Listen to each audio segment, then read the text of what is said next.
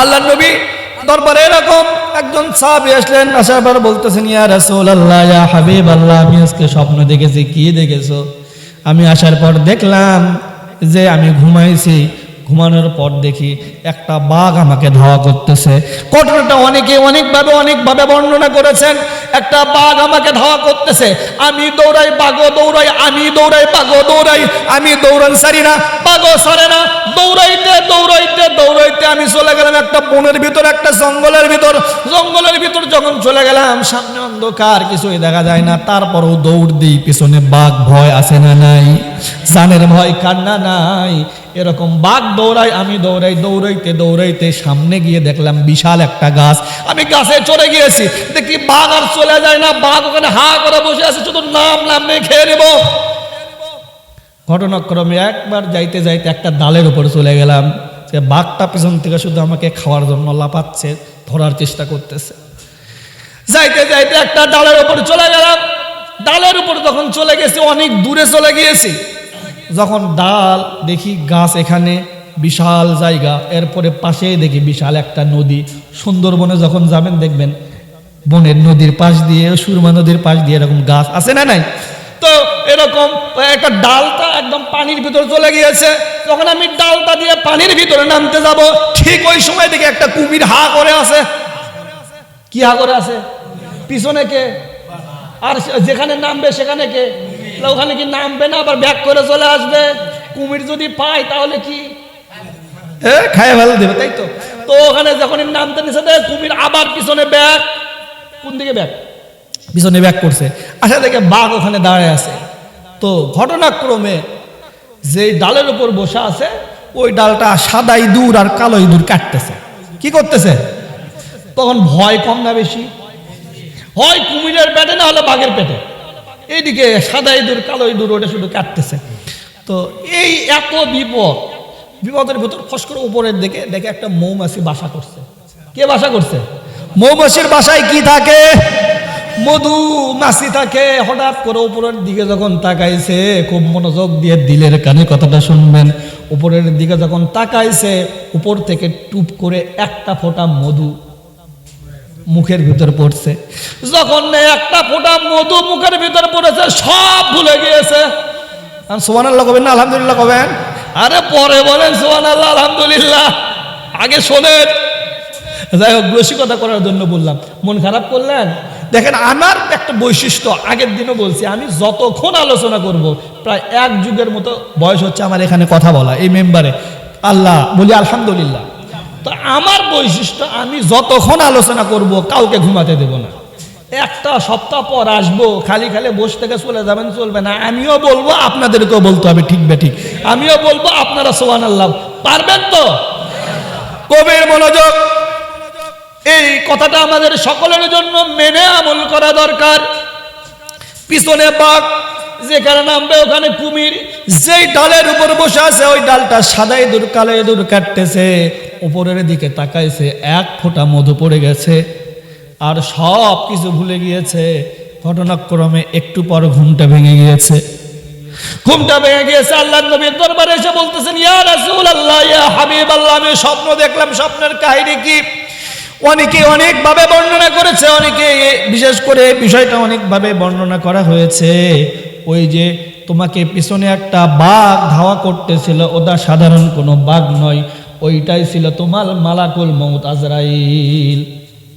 হাদিসের ভিতরে এরকম ভাবে বর্ণনা করা আছে, মৃত্যু আমাদের কতটা নিকটবর্তী, আমাদের দেহ থেকে কাল্লা কতটা দূরত্ব, কয় মাইল? হ্যাঁ, দেখছে মাত্র 6 ইঞ্চি।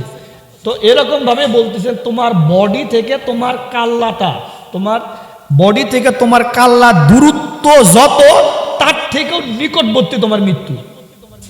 চিন্তা করছেন? এখানে কেউ হাত তোলা বলতে পারবেন, হুজুর আমি নামাজ পড়ে জীবিত অবস্থায় বাড়ি যেতে পারবো, এই গ্যারান্টি আমি দিয়ে দিলাম। কে পারবেন? হাত তোলেন। আজরাইলে খায় না ঘুষ, খেয়াল করে দেখো রে মানুষ, ওই দেখে আমি আর গেলাম না। এরকম ভাবে যখন বর্ণনা শুরু করলো, তোমার মৃত্যু তোমাদের বডি থেকে তোমাদের কাল্লাটা যতটা নিকটবর্তী, তার থেকে কাছে তোমার মৃত্যু। ও মুসলমান, একটু খেয়াল করে দেখবা। ইয়া রাসূলুল্লাহ, ইয়া হাবিবাল্লাহ, আমি বুঝলাম ওইটা ছিল আমার বাঘ, কিন্তু আমি একটা গাছে চড়লাম, গাছে চড়ার পর আমি একটা ডালে চলে গেলাম। বাঘের হাত থেকে বাঁচার জন্য আমি পানিতে নামতে গেলাম। পানিতে নামার পর দেখি একটা কুমির। কুমিরটা কি তাহলে? তখন বলতেছে ওটা সাধারণ কোনো কুমির ছিল না, ওইটা ছিল তোমার কবর। তোমার কবর তোমাকে নেওয়ার জন্য বসে আছে, তোমাকে ওয়েলকাম জানানোর জন্য বসে আছে। তোমার আমল যদি ভালো হয় তাহলে ওই কবর তোমার সঙ্গে ভালো ব্যবহার করবে, আর আমল যদি খারাপ হয় তাহলে ওই কবর তোমার সঙ্গে ভালো ব্যবহার করবে না। কথা বলেন ঠিক কিনা? গভীর মনোযোগ। পিছনে যেটা ধাওয়া করতেছিল ওইটা কি ছিল? আজরাইল। যে বাঘ ছিল ওইটা কি ছিল? যে গাছে আমি চড়েছিলাম ওই গাছটা তাহলে কি ছিল? ওই গাছটা হলো তোমার দুনিয়া, তোমার হায়াতের জিন্দেগি। 50 বছর 60 বছর আমি তোমাকে সময় দিলাম বান্দা গো। ওই 50 বছর 60 বছর 70 বছর 100 বছর 150 বছর 10 বছর 5 মাস 1 দিন 2 দিন আল্লাহ রাব্বুল আলামিন আমাদেরকে সময় যেটা দিয়েছে এইটাই ছিল তোমার গাছ। ইয়া আল্লাহ, ইয়া রাসূলুল্লাহ, ইয়া হাবিবাল্লাহ, আমি সব বুঝলাম। পিছনে বাঘ ধাওয়া করতেছিল ওইটা ছিল আমার মালাকুল মউত আজরাইল। পানিতে নামবো, কুমির ছিল ওইটা ছিল আমার কবর। যেই গাছে ছিলাম ওইটা হলো আমার দুনিয়া, কিন্তু আমি যেই ডালে বসেছিলাম ওই ডালটা তাহলে কি? ওই ডাল যেটা বসেছিল ওইটাই তোমার দুনিয়া ছিল। আর সাদা ইঁদুর কালো ইঁদুর যে ডালটা কাটতেছিল ওই সাদা ইঁদুর মানে তোমার দিন, আর কালো ইঁদুর মানে তোমার রাত। মানে তোমাদের হায়াতের জিন্দেগি থেকে একটা করে দিন একটা করে রাত কমে যাচ্ছে। এখানে যারা বয়স বাড়ছে তাদের বয়স কি বাড়ছে না কমছে? দেখছেন মুরব্বী বলছে, সকল বলে আলহামদুলিল্লাহ। আলোচনা শুধু শুনলে হবে না, বুঝতে হবে। কি করতে হবে? আমাদের বয়স বাড়তেছে না কমতেছে? দিন যত যাচ্ছে আমার বয়স কমতেছে। ধরেন আমার বয়স হয়তো 2090 91 দিকে জন্ম হবে। দিন যত যাচ্ছে, এই যে আমরা 31st নাইট পালন করলাম, এটাতে আনন্দের কোনো বিষয় নয়, এটা হলো কষ্টের বিষয়। আল্লাহ রাব্বুল আলামিন আমাদেরকে 50 বছর দিল, 30 বছর দিল, 20 বছর দিল। যখন আমরা আল্লাহর কাছে যাব তখন আল্লাহ রাব্বুল আলামিন যদি আমাদের বলে, বান্দা তোমাকে আমি এত সময় দিয়েছিলাম, ও বান্দা তুমি আমার জন্য কি কি কাজ করেছো? নামাজ কয় ওয়াক্ত পড়েছো? রোজা কয়বার পালন করেছো? হজ কয়বার করেছো? ভালো কাজ কি কি করেছো? খারাপ কাজ কি কি করেছো? আল্লাহ রাব্বুল আলামিন সূরাতুল জিলজালের শেষ 2 আয়াত আল্লাহ রাব্বুল আলামিন বলতেছেন, ফামাইয়ামাল মিসকালা যাররাতিন খায়রান ইয়ারাহু ওয়া মাইয়ামাল মিসকালা যাররাতিন শাররান ইয়ারা। যাররা করে হিসাব নেওয়া হবে। আপনি যদি একটা ভালো কাজ করেন আল্লাহ রাব্বুল আলামিন ওই ভালো কাজের প্রতিদান আপনাকে দান করবেন। সেই ভালো কাজটা যদি যাররা সরষা দানা পরিমাণ হয় ওইটার প্রতিদান আল্লাহ দিবেন। আপনি যদি খারাপ কাজ করেন আল্লাহ রাব্বুল আলামিন আপনাকে ওইটাও বাদ দিবে না। যে বিষয়টা বলতেছিলাম গভীর মনোযোগ।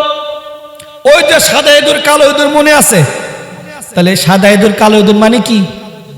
দিন আর রাত। আর বাঘ মানে কি? মালাকুল মউত আজরাইল। আর কুমির মানে কি? এর মাধ্যমে হঠাৎ করে 1 ফোঁটা মধু পেয়ে গেলাম।